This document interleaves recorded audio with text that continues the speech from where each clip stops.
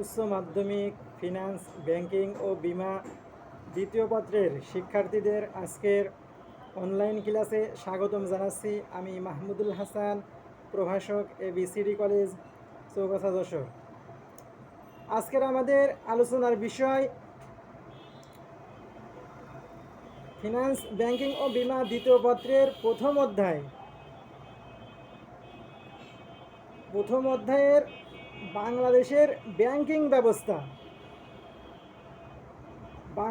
Banking ব্যবস্থা সম্পর্কে। এই বাংলাদেশের ব্যাংকিং ব্যবস্থা, বাংলাদেশ একটা উন্নয়নশীল দেশ।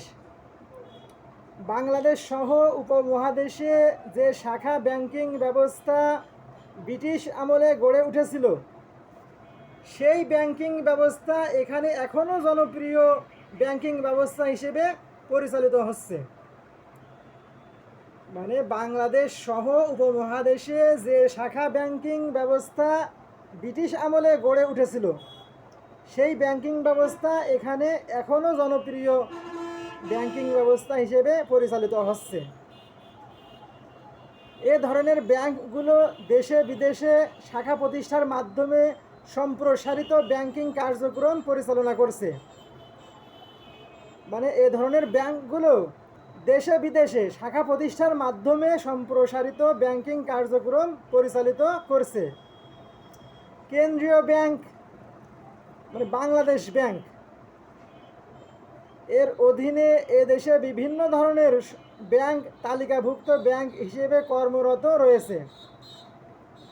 তালিকাভুক্ত ব্যাংকের মধ্যে বাণিজ্যিক ব্যাংকসমূহ মুখ্য। সরকারি ও বেসরকারি বাণিজ্যিক ব্যাংক ছাড়াও এখানে সরকারি মালিকানায় বিভিন্ন বিশেষায়িত ব্যাংক কর্মরত রয়েছে। মানে সরকারি ও বেসরকারি বাণিজ্যিক ব্যাংক ছাড়াও এখানে সরকারি মালিকানায় বিভিন্ন বিশেষায়িত ব্যাংক কর্মরত রয়েছে। দেশি বাণিজ্যিক ব্যাংক ছাড়াও এখানে বিভিন্ন বিদেশি বাণিজ্যিক ব্যাংক শাখা প্রতিষ্ঠা করে কাজ করছে। দেশি বিদেশি যৌথ উদ্যোগেও এখানে ব্যাংক গড়ে উঠেছে। মানে দেশি বিদেশি যৌথ উদ্যোগেও এখানে ব্যাংক গড়ে উঠেছে। ইসলামী bank Bangladesh limited, Dutch Bangla bank এক্ষেত্রে অন্যতম। এদেশের মানুষের ধর্মীয় মূল্যবোধকে বিবেচনায় নিয়ে প্রচলিত ব্যাংকের পাশাপাশি এখানে ইসলামী ব্যাংকিং ব্যবস্থাও জনপ্রিয়তা লাভ করেছে। অনেক ব্যাংক আলাদা ইসলামী ব্যাংকিং শাখা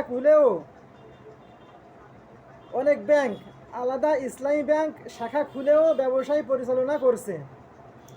কেন্দ্রীয় ব্যাংকের আওতার বাইরেও বিশেষ আইন বলে কতিপয় বিশেষ ব্যাংক গড়ে উঠেছে। মানে কেন্দ্রীয় ব্যাংকের আওতার বাইরেও বিশেষ আইন বলে কতিপয় বিশেষ ব্যাংক এখানে গড়ে উঠেছে। বাংলাদেশের ব্যাংকিং কাঠামোর দিকে লক্ষ্য করলে দেখা যায় কেন্দ্রীয় ব্যাংক একটি। ব্যাংকিং কাঠামো প্রথমত কেন্দ্রীয় ব্যাংক একটি এবং তফসিল বহির্ভূত ব্যাংক 5টি। তালিকাভুক্ত ব্যাংক 59টি। তালিকাভুক্ত ব্যাংকের মধ্যে সরকারি বাণিজ্যিক ব্যাংক 6টি এবং সরকারি বিশেষায়িত ব্যাংক 3টি। স্থানীয় বেসরকারি বাণিজ্যিক ব্যাংক 41টি।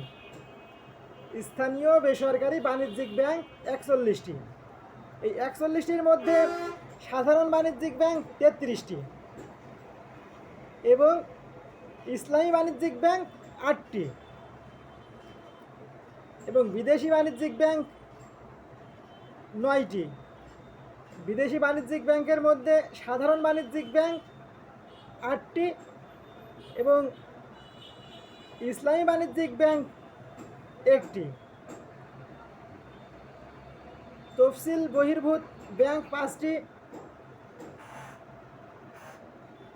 আনসার ও VDP Unnayan bank, Grameen bank, Karmasangsthan bank, jubilee bank এবং পল্লী সঞ্চয় ব্যাংক।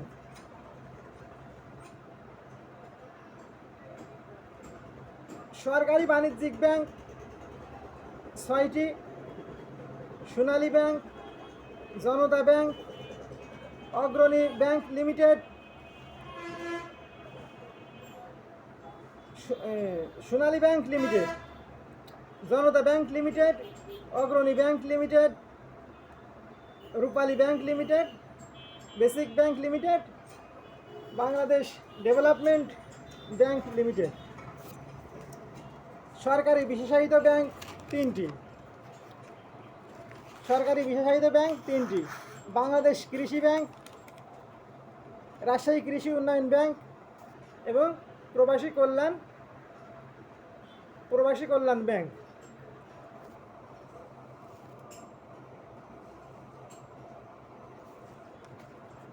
বেসরকারি মালিকানাধীন দেশীয় বাণিজ্যিক ব্যাংক সমূহ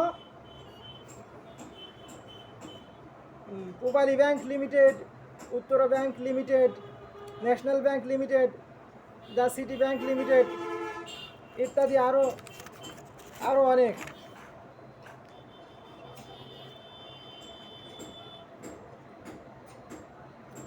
বাংলাদেশে ব্যাংক ব্যবস্থার নিয়ন্ত্রণ বিধান। বাংলাদেশে ব্যাংক ব্যবস্থার নিয়ন্ত্রণ বিধান। একটা দেশের অর্থনীতির জীবনী শক্তি হল ব্যাংক। ব্যাংককে ঘিরেই একটা দেশের অর্থ ব্যবস্থা পরিচালিত হয়। মানুষ তার অর্জিত অর্থ সম্পদ নির্দ্বিধায় যেমনি ব্যাংকে গচ্ছিত রাখে, তেমনি ব্যাংক দেশের জন্য প্রয়োজনীয় মূলধন গঠন করে শিল্প ও বাণিজ্যে তা সরবরাহপূর্বক দেশের অর্থনীতির চাকাকে গতিশীল রাখতে সহায়তা করে। মানে মানুষ তার অর্জিত অর্থ সম্পদ নির্দ্বিধায় যেমনি ব্যাংকে গচ্ছিত রাখে, তেমনি ব্যাংক দেশের জন্য প্রয়োজনীয় মূলধন গঠন করে শিল্প ও বাণিজ্যে তা সরবরাহপূর্বক দেশের অর্থনীতির চাকাকে গতিশীল রাখতে সহায়তা করে। আস্থা ও বিশ্বস্ততার প্রতীক হিসেবে পরিচিত দেশের ব্যাংক ব্যবস্থা তার আস্থা ধরে রেখে যেন সুন্দর ও সাবলীলভাবে চলতে পারে, এজন্য তার সঠিক পরিচালনা ও নিয়ন্ত্রণ অপরিহার্য। মানে আস্থা ও বিশ্বস্ততার প্রতীক হিসেবে পরিচিত দেশের ব্যাংক ব্যবস্থা তার আস্থা ধরে রেখে যেন সুন্দর ও সাবলীলভাবে চলতে পারে, এজন্য তার সঠিক পরিচালনা ও নিয়ন্ত্রণ অপরিহার্য। এজন্যই দেশে ব্যাংক ব্যবস্থার নিয়ন্ত্রণের জন্য সরকার এবং তার পক্ষে কেন্দ্রীয় ব্যাংক বিভিন্ন বিধান, প্রবিধান, নিয়ম ইত্যাদির প্রবর্তন করেছে। বাংলাদেশেও এ উদ্দেশ্যেই ব্যাংক কোম্পানি আইন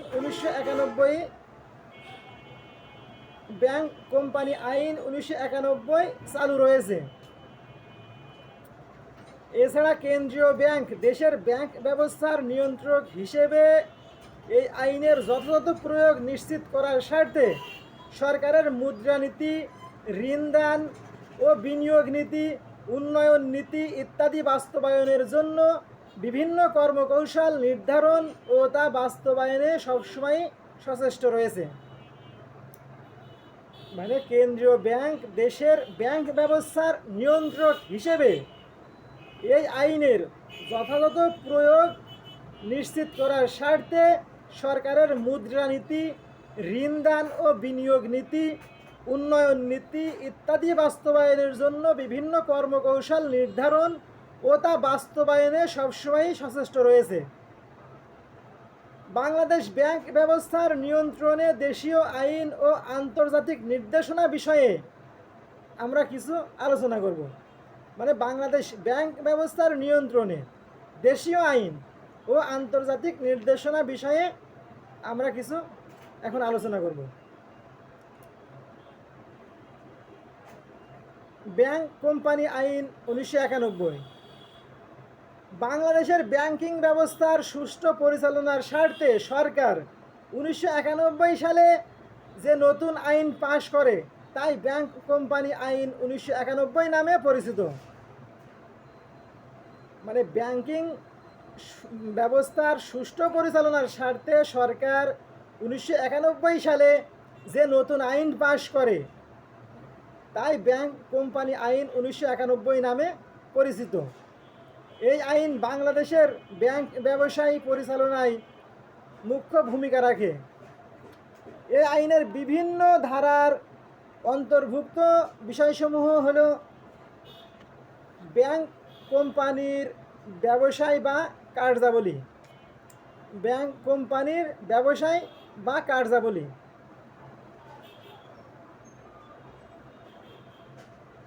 2 নম্বর ধারা, ব্যাংক কোম্পানি কর্তৃক কতিপয় নিষিদ্ধ ব্যাংকিং ব্যবসায়।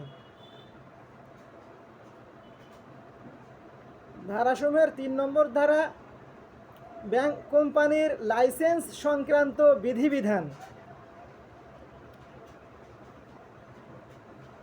4 নম্বর ধারা, ব্যাংক কোম্পানিকে প্রদত্ত লাইসেন্স বাতিল সংক্রান্ত বিধিবিধান। মানে ব্যাংক কোম্পানিকে প্রদত্ত লাইসেন্স বাতিল সংক্রান্ত বিধিবিধান। 5 নম্বর ধারায় বলা হয়েছে ব্যাংক কোম্পানির ন্যূনতম আদায়কৃত মূলধন। ব্যাংক কোম্পানির ন্যূনতম আদায়কৃত মূলধন ও সংরক্ষিত মূলধন, আদায়কৃত মূলধন ও সংরক্ষিত মূলধন সম্পর্কীয় আদায়কৃত মূলধন ও সংরক্ষিত মূলধন সম্পর্কিত আইনের বিধান। 6 নম্বর ধারায় বলা হয়েছে ব্যাংক কোম্পানির সংরক্ষিত তহবিল সম্পর্কিত বিধান। ব্যাংক কোম্পানির সংরক্ষিত তহবিল সম্পর্কিত বিধান। ধারার 7 নম্বরে বলা হয়েছে ব্যাংক কোম্পানির সংরক্ষিত নগদ তহবিল সম্পর্কিত আইনের বিধান। মানে ব্যাংক কোম্পানির সংরক্ষিত নগদ তহবিল সম্পর্কিত আইনের বিধান। 8 নম্বর ধারায় বলা হয়েছে ঋণ ও অগ্রিম প্রদানের উপর বাধা নিষেধ। ঋণ ও অগ্রিম প্রদানের উপর বাধা নিষেধ। 9 নম্বর ধারায় বলা হয়েছে খেলাপি ঋণ গ্রহীতার তালিকা প্রেরণ সম্পর্কিত বিধান। খেলাপি ঋণ গ্রহীতার তালিকা প্রেরণ সম্পর্কিত বিধান। 10 নম্বর ধারায় বলা হয়েছে ঋণ মওকুফের উপর বাধা নিষেধ। ঋণ মওকুফের উপর বাধা নিষেধ। 11 নম্বর ধারায় বলা হয়েছে অগ্রিম প্রদান নিয়ন্ত্রণে বাংলাদেশ ব্যাংকের ক্ষমতা। অগ্রিম প্রদান নিয়ন্ত্রণে বাংলাদেশ ব্যাংকের ক্ষমতা। 12 নম্বর ধারায় বলা হয়েছে নতুন পরিচালক নির্বাচন সম্পর্কে আইনের বিধান। নতুন পরিচালক নির্বাচন সম্পর্কে আইনের বিধান। ধারার 13 নম্বর ধারায় বলা হয়েছে প্রধান নির্বাহী কর্মকর্তার পদ পূরণ। প্রধান নির্বাহী কর্মকর্তার পদ পূরণ। 14 নম্বর ধারায় বলা হয়েছে পরিচালক পদের মেয়াদ।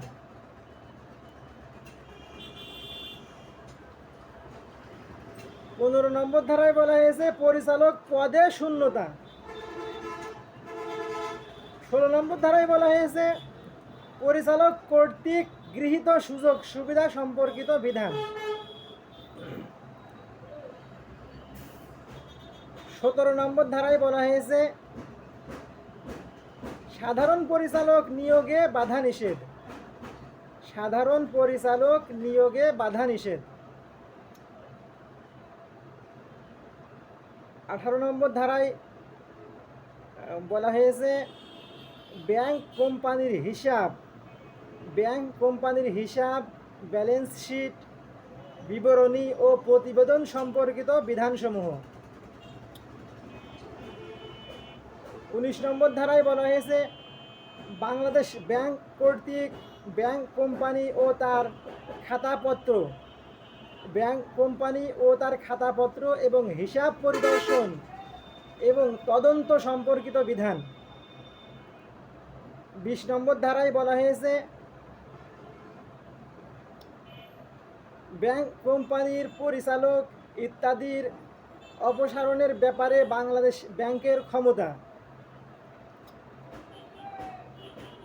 21 নম্বর ধারায় বলা হয়েছে বাংলাদেশ ব্যাংক কর্তৃক ব্যাংক কোম্পানির পরিচালক পর্ষদ বাতিল করার ক্ষমতা। 24 নম্বর ধারায় 22 নম্বর ধারায় বলা হয়েছে সরকার কর্তৃক ব্যাংক কোম্পানির প্রতিষ্ঠানসমূহ অধিগ্রহণ। ব্যাংক কর্তৃক কোম্পানির প্রতিষ্ঠানসমূহ অধিগ্রহণ। 23 নম্বর ধারায় বলা হয়েছে হাইকোর্ট কর্তৃক সাময়িকভাবে ব্যাংক ব্যবসায় বন্ধ রাখার বিধিবিধান। এবং 24 নম্বর ধারায় বলা হয়েছে হাইকোর্ট বিভাগ কর্তৃক ব্যাংক কোম্পানির অবসান সংক্রান্ত বিধান।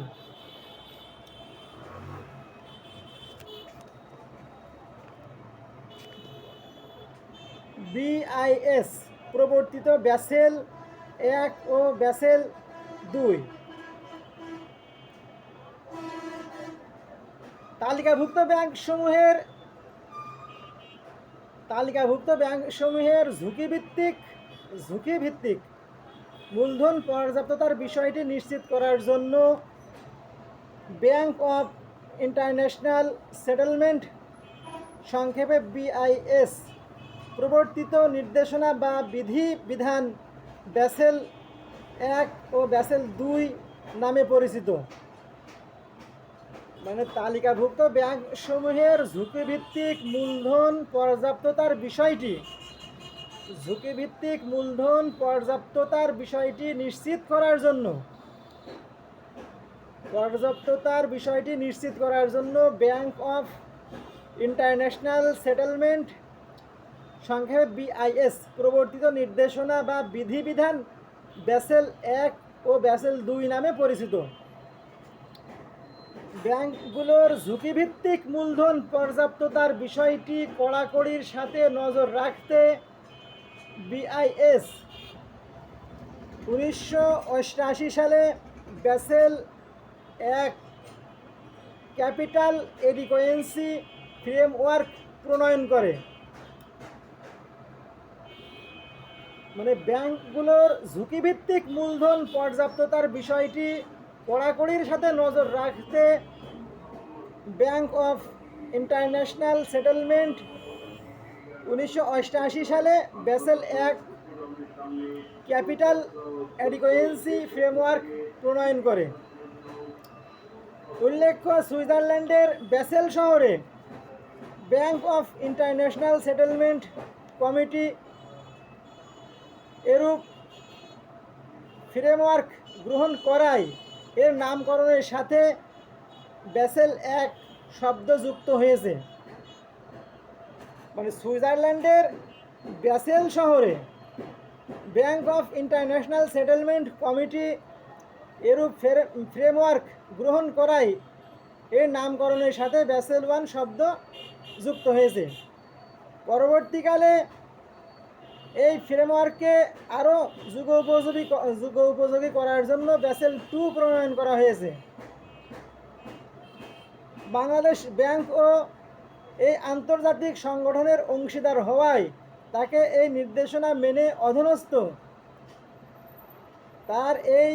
তাকে এই নির্দেশনা মেনে বাংলাদেশ ব্যাংকও এই আন্তর্জাতিক সংগঠনের অংশীদার হওয়ায় তাকে এই নির্দেশনা মেনে অধস্তন তালিকাভুক্ত ব্যাংকসমূহকে পরিচালনা করতে হয়।